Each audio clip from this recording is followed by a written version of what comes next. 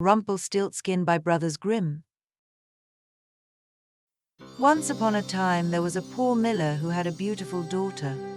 One day the miller, in an attempt to impress the king, boasted that his daughter could spin straw into gold. The king, intrigued by the idea of such a talent, ordered the miller's daughter to be brought to the castle. When the girl arrived, the king led her to a chamber filled with straw, gave her a spinning wheel and spindle, and said, "If you value your life, spin this straw into gold by morning." Then he locked the door and left her alone. The poor miller's daughter sat down and began to cry, for she had no idea how to spin straw into gold. Just then, the door creaked open, and in walked a strange little man. "Good evening, mistress," he said. "Why are you crying?" "Oh," she replied, "I have to spin this straw into gold, and I do not know how." The little man smiled. "What will you give me if I spin it for you?" The girl thought for a moment, and then offered him her necklace. The little man agreed, took the necklace, and sat down at the spinning wheel. Round and round he spun, and by morning all the straw had been turned into gold. When the king saw the gold, he was amazed and delighted, but his greed only grew. He took the miller's daughter to a larger room filled with even more straw, and ordered her to spin it into gold by morning if she valued her life. Once again, the girl sat down and began to cry. The little man appeared once more and asked, "What will you give me if I spin this straw into gold for you?" The girl offered him the ring on her finger, and the little man agreed. He spun all the straw into gold before dawn, and the room was filled with golden spools. The king was overjoyed but still not satisfied. He took the girl to an even larger room filled with straw and said, "If you can spin this into gold by morning, you shall become my queen." Then he left her alone once more. The girl began to cry, for she knew she had nothing left to offer the little man. But when he appeared again, he asked, "What will you give me if I spin this straw into gold for you?" "I have nothing left to give," she said. The little man thought for a moment and then said, "Promise me your firstborn child when you become queen, and I will spin the straw into gold." Desperate and fearful for her life, the girl agreed to the promise. The little man set to work, and by morning, the room was filled with gold. True to his word, the king married the miller's daughter, and she became queen. A year later, the queen gave birth to a beautiful child, and had forgotten all about her promise to the little man.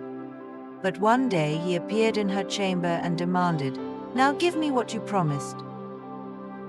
The queen was horrified and offered him all the riches in the kingdom instead, but the little man refused. "Something living is dearer to me than all the treasures in the world," he said. The queen wept and pleaded with him, so the little man took pity on her.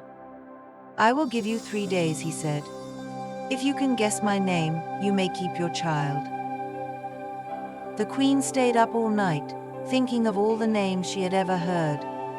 The next day, she sent a messenger out into the kingdom to gather even more names.